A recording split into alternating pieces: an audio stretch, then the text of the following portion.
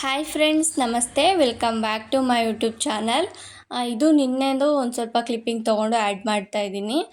ನಿನ್ನೆ 2 ಬ್ರಹ್ಮಕಮಲ ಗಿಡ ಇದ್ವಲ್ಲ, ಅವು ಮೊಗ್ಗಾಕಿದ್ದು, ಹೂವು ಬಿಟ್ಟಿತ್ತು. ಒಂದು ಫುಲ್ ಅಳ್ಕೊಂಡಿತ್ತು, ಇನ್ನೂ ಸ್ವಲ್ಪ ಅಳ್ಕೋಬೇಕಿತ್ತು. 9:30ಗೆ ಅಳ್ಕೊಬಿಟ್ಟಿತ್ತು. ಅದಕ್ಕೇ ಇವಾಗಲೇ ಕಿತ್ತಿ ದೇವ್ರಿಗೆ ಇಡ್ತಾ ಇದ್ದೀವಿ. ಫಸ್ಟ್ ಟೈಮ್ ಆದರೆ ಮಾತ್ರ ಪೂಜೆ ಮಾಡಬೇಕು. ಇದು ಸೆಕೆಂಡ್ ಟೈಮ್ ಬಿಡ್ತಾ ಇರೋದಲ್ವ, ಪೂಜೆ ಏನು ಮಾಡೋದಂಥದ್ದೇನಿರಲ್ಲ. ಫಸ್ಟ್ ಟೈಮ್ ಮಾತ್ರ ಮಾಡಿದ್ದು. ಇನ್ನೊಂದು ಹೂವು ಫುಲ್ ಅರಳಿರಲಿಲ್ಲ. ಅದಕ್ಕೆ ಅಮ್ಮ ಮಧ್ಯರಾತ್ರಿ 12 ಗಂಟೆ 12:30 ಹಂಗೆ ಕಿತ್ತಿ ಇಟ್ಟಿತ್ತು. ಆವಾಗ ಫುಲ್ ಅಳ್ಕೊಂಡಿತ್ತಂತೆ. ನೆಕ್ಸ್ಟ್ ಡೇ 5 ಮೊಗ್ಗಿದ್ವು, ಅವು ಕೂಡ ಫುಲ್ ಅಳ್ಕೊಂಡಿದ್ವು. ಗಿಡದಾಗ ಎಷ್ಟು ಚೆನ್ನಾಗಿ ಕಾಣ್ತಿದ್ದಾವೆ. ನಿನ್ನೆ 2 ಬಿಟ್ಟಿದ್ವು, ಇವಾಗ 5 ಬಿಟ್ಟಿದ್ದಾವೆ. ಅಮ್ಮ, ಇದೇನಂದೆ ನೀನು? ಪೀಠ ಥರ ಇರುತ್ತೆ ಅಂತನಾ? ಪೀಠ ಥರ ಇರುತ್ತೆ ಅಂತನಾ? ಈ ಥರ ಹಿಂಗಿರುತ್ತೆ ನೋಡಿ, ಹಿಂಗೆ ಕುತ್ಕೊಳ್ಳೋ ಥರ. ಪೂಜೆ ಮಾಡಲ್ಲ ಯಾಕೆ? ಫಸ್ಟ್ ಟೈಮ್ ಹೂವು ಬಿಟ್ಟಾಗ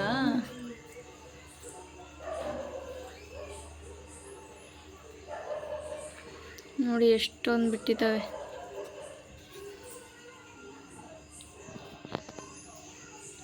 ಮೇಲ್ಗಡೆ ಗಿಡ ಏನು ಹಾಕಿಲ್ಲ ಇನ್ನು. ಇದೆಲ್ಲ ಈ ಥರ ಹಣ್ಣಾದ್ಮೇಲೆ ಹೂವು ಬಿಡುತ್ತಲ್ಲಮ್ಮ, ಮೊಗ್ಗು ಬಿಡೋದು. ಈ ಥರ ಫುಲ್ ಹಣ್ಣಾದ್ಮೇಲೆ ಮೊಗ್ಗು ಬಿಡುತ್ತೆ ನೋಡಿ. ಚೆನ್ನಾಗಿ ಅಳ್ಳಿದಾವೆ 5.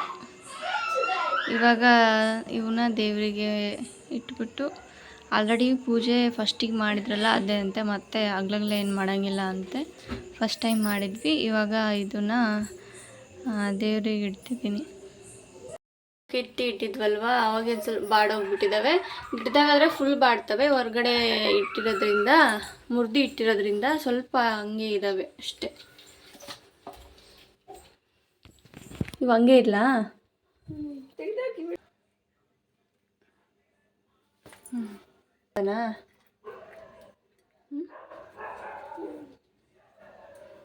ಎಲ್ಲ ದೇವರಿಗೂ ಒಂದೊಂದು ಇಟ್ಟುಬಿಟ್ಟಿದ್ದೀನಿ.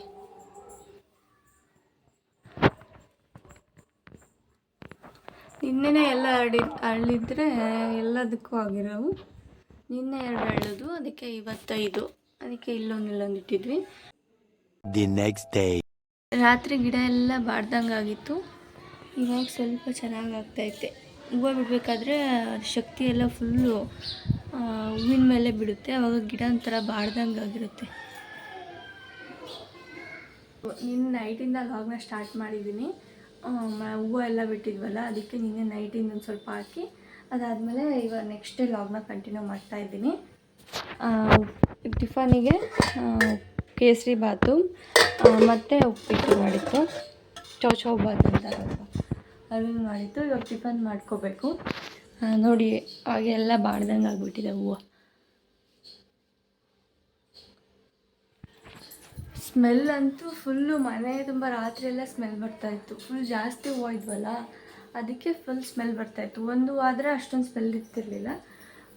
ಜಾಸ್ತಿ ಇರೋದ್ರಿಂದ ರಾತ್ರಿ ಎಲ್ಲ ರೂಮಲ್ಲಿ ಸ್ಮೆಲ್ ಬರ್ತಾಯಿತ್ತು. ಮಲ್ಕೊಂಡಿದ್ರು ಸ್ಮೆಲ್ ಅದೇ ಥರ ಇತ್ತು. ಸ್ಮೆಲ್ ಮಾತ್ರ ಸಖತ್ತಾಗಿರುತ್ತೆ, ಒಂಥರ ಪರ್ಫ್ಯೂಮ್ ಥರ ಸಖತ್ತಾಗಿರುತ್ತೆ ಸ್ಮೆಲ್ಲು. ಇವಾಗ ನಾನು ಬ್ರೇಕ್ಫಾಸ್ಟ್ ಮಾಡ್ಕೊತೀನಿ. ಇವಾಗಿನ ಪಾಪುನ ಮಲಗಿಸಿ ಬಂದೆ.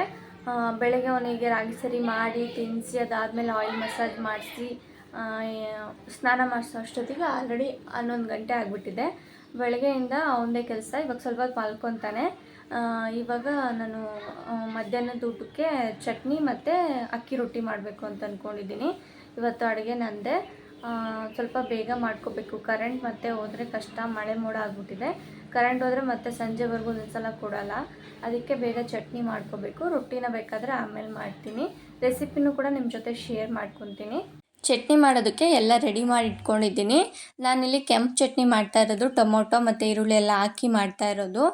ಒಂದು ಬಾಣಲಿಗೆ ಸ್ವಲ್ಪ ಎಣ್ಣೆ ಹಾಕ್ಕೊಂಡು ಕಡಲೆ ಬೀಜ ಇರುತ್ತಲ್ಲ, ಒಂದು ಅರ್ಧ ಬೌಲ್ ಆಗೋಷ್ಟು ಕಡಲೆ ಬೀಜನ ಫ್ರೈ ಮಾಡ್ಕೋಬೇಕು. ಈ ಥರ ಕಲರ್ ಚೇಂಜ್ ಆಗೋವರೆಗೂ ಫ್ರೈ ಮಾಡಿಕೊಂಡು ಅದನ್ನು ಸೈಡಲ್ಲಿ ಎತ್ತಿಟ್ಕೊತಾ ಇದ್ದೀನಿ. ಆಮೇಲೆ ಅದೇ ಬಾಣಲಿಗೆ ಇನ್ನೂ ಸ್ವಲ್ಪ ಎಣ್ಣೆ ಹಾಕ್ಕೊಂಡು ಒಣಮೆಣ್ಸಿನ್ಕಾಯಿ ಮತ್ತು ಕರಿಬೇವಿನ ಸೊಪ್ಪು ಹಾಕ್ಕೊಂಡು ಫ್ರೈ ಮಾಡ್ಕೊತಾ ಇದ್ದೀನಿ. ಖಾರ ನಿಮಗೆ ಎಷ್ಟು ಬೇಕೋ ಅಷ್ಟು ನೋಡ್ಕೊಂಡು ಹಾಕ್ಕೊಳ್ಳಿ. ನಾನು ಚಟ್ನಿನ ಅಷ್ಟೊಂದು ಖಾರ ಮಾಡ್ಕೊಂಡಿರಲಿಲ್ಲ. ಈ ರೀತಿ ಒಣಮೆಣ್ಸಿನ್ಕಾಯಿನ ಎಣ್ಣೆಲಿ ಫ್ರೈ ಮಾಡೋದ್ರಿಂದ ಚಟ್ನಿ ಘಾಟ್ ಥರ ಸ್ಮೆಲ್ ಬರೋದಿಲ್ಲ, ಘಾಟ್ ಹೊಡಿಯೋದಿಲ್ಲ. ಹಾಗೆ ನೀವು ಫ್ರೈ ಮಾಡಿಕೊಂಡ್ರೆ, ಲಾಸ್ಟಲ್ಲಿ ಫ್ರೈ ಮಾಡಿಕೊಂಡ್ರೆ ಸ್ವಲ್ಪ ಘಾಟ್ ಥರ ಬರುತ್ತೆ. ಈ ರೀತಿ ಎಣ್ಣೆಲಿ ಫ್ರೈ ಮಾಡಿಕೊಂಡ್ರೆ ಅಷ್ಟೊಂದು ಘಾಟ್ ಇರೋದಿಲ್ಲ. ಅದಾದಮೇಲೆ ಎಲ್ಲ ಫ್ರೈ ಮಾಡ್ಕೊಂಡಾದ್ಮೇಲೆ ಈರುಳ್ಳಿನ ಹಾಕ್ಕೊತಾ ಇದ್ದೀನಿ, ಜೊತೆಗೆ ಬೆಳ್ಳುಳ್ಳಿ ಆಮೇಲೆ ಟೊಮೊಟೊ ಹಣ್ಣು ಹಾಕ್ಕೊಂಡು ಫ್ರೈ ಮಾಡ್ಕೊತಾ ಇದ್ದೀನಿ. ಈರುಳ್ಳಿನ ನಾನು 2 ತೊಗೊಂಡಿದ್ದೀನಿ, ಟೊಮೊಟೊನ 3 ತೊಗೊಂಡಿದ್ದೀನಿ. ಈ ಮೆಸರ್ಮೆಂಟಲ್ಲಿ ತೊಗೊಳ್ಳಿ, ಹುಳಿ ಕರೆಕ್ಟ್ ಆಗುತ್ತೆ. ಅದಾದಮೇಲೆ ಎಲ್ಲ ಫ್ರೈ ಮಾಡ್ಕೊಂಡಾದ್ಮೇಲೆ ಲಾಸ್ಟಲ್ಲಿ ಉಪ್ಪು ಮತ್ತು ಸ್ವಲ್ಪ ಜೀರಿಗೆನ ಹಾಕ್ಕೊತಾ ಇದ್ದೀನಿ. ಜೀರಿಗೆ ಫಸ್ಟ್ ಹಾಕಿದರೆ ಒಂದು ಸ್ವಲ್ಪ ಸೀದಿರೋ ಥರ ಆಗುತ್ತೆ, ಅದಕ್ಕೆ ಲಾಸ್ಟಲ್ಲಿ ಹಾಕಿದರೆ ಟೇಸ್ಟ್ ಚೆನ್ನಾಗಿರುತ್ತೆ. ಇವಾಗ ಫ್ರೈ ಮಾಡ್ಕೊಂಡಿದ್ವಲ್ಲ ಕಡಲೆ ಬೀಜನ, ಅದನ್ನು ಹಾಕಿ ಮಿಕ್ಸ್ ಮಾಡಿ ಸ್ವಲ್ಪ ಫುಲ್ ಆರಬೇಕು. ಅದಾದಮೇಲೆ ಮಿಕ್ಸಿಗೆ ಹಾಕಿ ಇಟ್ಕೊಂಡಿದ್ದೀನಿ. ಇವಾಗ ಸ್ವಲ್ಪ ಚಟ್ನಿಗೆ ಒಗ್ಗರಣೆ ಹಾಕ್ಕೊತಾ ಇದ್ದೀನಿ. ಒಗ್ಗರಣೆಗೆ ಸ್ವಲ್ಪ ಎಣ್ಣೆ, ಸಾಸಿವೆ ಮತ್ತು ಕರಿಬೇವು ಹಾಕ್ಕೊಂಡಿದ್ದೀನಿ. ಒಗ್ಗರಣೆಗೆ ಸ್ವಲ್ಪ ಉದ್ದಿನಬೇಳೆ ಹಾಕ್ಕೊಳ್ಳಿ, ಮಧ್ಯದಲ್ಲಿ ಸಿಗ್ತಾ ಇದ್ದರೆ ಟೇಸ್ಟ್ ಚೆನ್ನಾಗಿರುತ್ತೆ.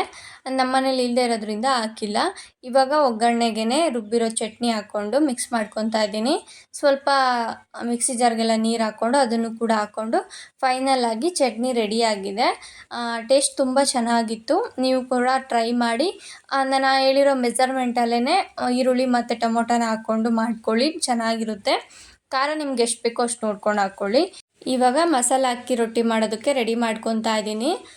ನಾನು 2 ಬೌಲ್ ಆಗೋಷ್ಟು ಅಕ್ಕಿ ಹಿಟ್ಟಿಗೆ 4 ಬೌಲ್ ಆಗೋಷ್ಟು ನೀರನ್ನ ಕಾಯೋದಕ್ಕಿಟ್ಟಿದ್ದೆ. ಅಂದರೆ 1 ಬೌಲಿಗೆ 2 ಮೆಜರ್ಮೆಂಟಾಗಿ ನೀರು ತೊಗೋಬೇಕು. ಇವಾಗ ಅದನ್ನು ಚೆನ್ನಾಗಿ ಕುದಿಯೋಕೆ ಇಡಬೇಕು. ಚೆನ್ನಾಗಿ ಕುದ್ದಾದ್ಮೇಲೆ ರುಚಿಗೆ ತಕ್ಕಷ್ಟು ಉಪ್ಪು ಹಾಕ್ಕೊಂಡು ಅಕ್ಕಿ ಹಿಟ್ಟನ್ನ ಹಾಕ್ಕೊಂಡು ಐ ಫ್ಲೇಮಲ್ಲೇ ಇಟ್ಕೊಂಡು ಮಿಕ್ಸ್ ಮಾಡ್ಕೋಬೇಕು.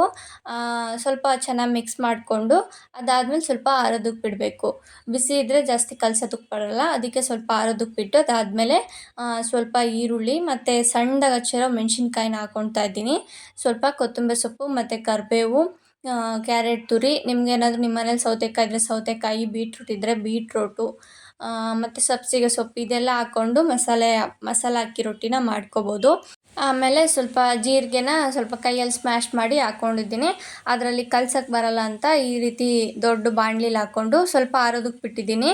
ಫುಲ್ ತಣ್ಣಗೆ ಮಾಡ್ಕೊಳ್ಳೋದಕ್ಕೆ ಹೋಗ್ಬೇಡಿ, ಸ್ವಲ್ಪ ಆರಬೇಕು. ಕೈಯಲ್ಲಿ ಮುಟ್ಟೋಕ್ಕೆ ಆಗಬೇಕು ಅಷ್ಟಿದ್ರೆ, ಬಿಸಿ ಇದ್ದರೆ ಸಾಕು. ಇವಾಗ ಸ್ವಲ್ಪ ಅದೇ ಒಂದು ಪಾತ್ರೆಗೆ ನೀರು ಹಾಕ್ಕೊಂಡು ಈ ರೀತಿ ಕೈ ಹತ್ಕೊಂಡು ಕಲಿಸ್ತಾ ಇದ್ದೀನಿ. ಯಾಕಂದರೆ ಸ್ವಲ್ಪ ಬಿಸಿ ಇರಬೇಕಾದ್ರೇ ಕಲಿಸ್ಬೇಕು, ಕೈ ಸುಡ್ತಾ ಇರುತ್ತಲ್ವ ಅದಕ್ಕೆ. ಫುಲ್ ಆರಿಬಿಟ್ರೆ ರೊಟ್ಟಿ ಚೆನ್ನಾಗಿ ಬರೋದಿಲ್ಲ, ಉಂಡೆ ಕಟ್ಟೋದಕ್ಕೂ ಸ್ವಲ್ಪ ಅಷ್ಟು ಜಿಗ್ಗಿ ಬರೋದಿಲ್ಲ. ಅದಕ್ಕೆ ಸ್ವಲ್ಪ ನೀರು ಹತ್ಕೊಂಡು ಬಿಸಿ ಇದ್ದಾಗಲೇ ನಿಧಾನವಾಗಿ ಕಲಿಸ್ಬೇಕು.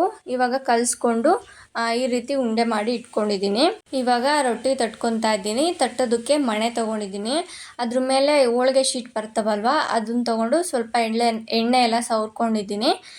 ಉಂಡೆನ ಸ್ವಲ್ಪ ಮಿದ್ದು ಎಲ್ಲ ಚೆನ್ನಾಗಿ ಹಿಟ್ಟಲ್ಲಿ ಉಂಡೆ ಮಾಡಿಕೊಂಡ್ರೆ ಶೇಪ್ ಚೆನ್ನಾಗಿರುತ್ತೆ, ರೊಟ್ಟಿ ಕೂಡ ಚೆನ್ನಾಗಿ ಬರ್ತವೆ. ಫಸ್ಟು ನಾನು ಉಂಡೆ ಮೇಲೆ ಸ್ವಲ್ಪ ಎಣ್ಣೆ ಹಚ್ಕೊಂಡು ಈ ಥರ ಕೈಯಲ್ಲಿ ಪ್ರೆಸ್ ಮಾಡಿಕೊಂಡು ತಟ್ಕೊತಾ ಇದ್ದೀನಿ. ಸ್ಟಾರ್ಟಿಂಗಲ್ಲಿ ಕೈಯಲ್ಲೇ ತಟ್ತಾ ಇದ್ದೀನಿ. ಅದರಿಂದ ಸೈಡಲ್ಲೆಲ್ಲ ಸ್ವಲ್ಪ ಕ್ರ್ಯಾಕ್ಸ್ ಎಲ್ಲ ಬರೋದು ಮತ್ತು ಒಡೆಯೋ ಥರ ಆದರೆ ಕೈಯಲ್ಲಿ ಈ ರೀತಿ ಎಲ್ಲ ಅಡ್ಜಸ್ಟ್ ಮಾಡಿಕೊಂಡು ಸ್ವಲ್ಪ ಕೈಯಲ್ಲಿ ತಟ್ಕೊಂಡು ಅದಾದಮೇಲೆ ಇನ್ನೊಂದು ಹೋಳಿಗೆ ಶೀಟ್ ತೊಗೊಂಡು ಅದಕ್ಕೂ ಎಣ್ಣೆ ಹಚ್ಕೊಂಡು ಮೇಲ್ಗಡೆ ಹಾಕಿ ಆರಾಮಾಗಿ ಈಸಿಯಾಗಿ ತಟ್ಬೋದು. ಈ ರೀತಿ ಮಾಡಿಕೊಂಡ್ರೆ ನೀವು ಸ್ಟಾರ್ಟಿಂಗಲ್ಲೇ ಬೇಕಾದ್ರೇ ಇನ್ನೊಂದು ಪೇಪರು, ಹೋಳಿಗೆ ಪೇಪರ್ ಹಾಕ್ಕೊಂಡು ತಟ್ಬೋದು. ಬಟ್ಟು ಸೈಡಲ್ಲೆಲ್ಲ ಸ್ವಲ್ಪ ಕ್ರ್ಯಾಕ್ ಬಂದಂಗೆ ಆಗುತ್ತಲ್ವ, ಅದಕ್ಕೆ ಸ್ಟಾರ್ಟಿಂಗಲ್ಲಿ ಸ್ವಲ್ಪ ಕೈಯಲ್ಲಿ ತಟ್ಟಿ ಅದಾದಮೇಲೆ ಈ ರೀತಿ ಕವರ್ ಹಾಕಿ ಕೈಯಲ್ಲಿ ಮೇಲೆ ಪ್ರೆಸ್ ಮಾಡಿದರೆ ಆ ರೊಟ್ಟಿ ಚೆನ್ನಾಗಿ ಬರುತ್ತೆ. ನೀವು ಬೇಕಾದರೆ ಲಟ್ಟಣಿಗೆ ಇರುತ್ತಲ್ವ, ಅದರಲ್ಲಿ ಬೇಕಾದರೂ ಲಟ್ಟಿಸ್ಕೋಬೋದು. ಇವಾಗ ರೊಟ್ಟಿ ಮಾಡಿದ್ವಲ್ಲ ಅದನ್ನು ಕಾದಿರೋ ಹಂಚ್ ಮೇಲೆ ಹಾಕ್ತಾಯಿದ್ದೀನಿ. ನೋಡಿದ್ರಲ್ಲ, ಹಿಟ್ಟು ಒಂಚೂರು ಪೇಪರಿಗೆ ಅಂಟ್ಕೊಂಡಿಲ್ಲ, ಈಸಿಯಾಗಿ ಕೈಯಲ್ಲೇ ಬಂದ್ಬಿಟ್ಟು ಹಂಗೆ ಹಾಕಿದ್ದೀನಿ. ಈ ರೀತಿ ನೀರೆಲ್ಲ ಕುದಿಸಿ ಹಿಟ್ಟಾಕಿ ಮಾಡಿದರೆ ಈಸಿಯಾಗಿ ರೊಟ್ಟಿನ ನೀವು ಮಾಡ್ಕೋಬೋದು. ಕೈಯಲ್ಲೇ ಎತ್ತಿ ಹಾಕ್ಕೋಬೋದು. ಪೇಪರೆಲ್ಲ ಬಟರ್ ಶೀಟು ಅವೆಲ್ಲ ಬರುತ್ತಲ್ವ, ಅದೆಲ್ಲ ಯೂಸ್ ಮಾಡ್ದೇ ಆರಾಮಾಗೆ ಕೈಯಿಂದನೇ ಎತ್ತಿ ಹಾಕ್ಕೋಬೋದು. ಹಾಗೆ ತೆಳ್ಳಗೆ ತಡ್ಕೋಬೋದು. ತಿನ್ನೋದಕ್ಕೂ ಕೂಡ ಸಾಫ್ಟಾಗಿ ಚೆನ್ನಾಗಿರುತ್ತೆ. ರೊಟ್ಟಿನ ಬೇರೆ ಬೇರೆ ರೀತಿಯಲ್ಲೂ ಮಾಡ್ಬೋದು. ಬರೀ ತಣ್ಣೀರು ಹಾಕಿ ಕೂಡ ಹಿಟ್ಟನ್ನ ಕಲಸಿ ಮಾಡ್ಬೋದು, ಇಲ್ಲ ಬಿಸಿನೀರು ಹಾಕಿನೂ ಕಲಸಿ ಮಾಡ್ಬೋದು. ಈ ರೀತಿ ಒಂದು ಸಲ ಒಲೆ ಮೇಲೇ ಇಟ್ಟು ಕುದಿಸಿ ಹಿಟ್ಟನ್ನ ಎಲ್ಲ ಹಾಕಿ ಮಾಡಿ ನೋಡಿ, ಟೇಸ್ಟ್ ಸಖತ್ತಾಗಿರುತ್ತೆ. ರೊಟ್ಟಿ ಜೊತೆ ಚಟ್ನಿ ಅಂತೂ ಕಾಂಬಿನೇಷನ್ ಸಕ್ಕತ್ತಾಗಿತ್ತು. ಈ ಕಾಂಬಿನೇಷನ್ನ ಟ್ರೈ ಮಾಡಿ. ನಿಮ್ಗೇನಾದರೂ ಇಷ್ಟ ಆದರೆ ಕಮೆಂಟ್ ಬಾಕ್ಸಲ್ಲಿ ಹೇಗಿತ್ತು ಅಂತ ಕಮೆಂಟ್ ಮಾಡಿ. ಮಧ್ಯಾಹ್ನ ಅಕ್ಕಿ ರೊಟ್ಟಿ ಮತ್ತು ಚಟ್ನಿ ಮಾಡಾದ್ಮೇಲೆ ನಾನು ಮತ್ತು ಪಾಪು ಸ್ವಲ್ಪ ಹೊತ್ತು ಮಲ್ಕೊಂಡಿದ್ವಿ. ಅದಾದಮೇಲೆ ಲಾಗ್ ಮಾಡೋದಕ್ಕಾಗಲಿಲ್ಲ. ಇವಾಗ ಮತ್ತೆ ಮಾಡ್ತಾಯಿದ್ದೀನಿ. ಅಮ್ಮ ಮಿಷಿನ್ ಹೊಡಿತೈತೆ, ಸೌಂಡ್ ಬರ್ತೈತೆ. ಸೀರಿಯಲ್ ನೋಡ್ತಾ ಇದ್ದೀನಿ. ಸೀರಿಯಲ್ ನೋಡಿಕೊಂಡು ಅವ್ನು ಬೆಡ್ ಮೇಲೆ ಆಡ್ತಾ ಇದ್ದಾನೆ. ನಾನು ಲಾಗ್ ಮಾಡೋದನ್ನೇ ನೋಡ್ತಾ ಇದ್ದಾನೆ. ಮೊಬೈಲ್ ನೋಡ್ತೀಯಾ? ಏಯ್ ಕಿಟ್ಟು ಸಿಕ್ತಿಲ್ಲ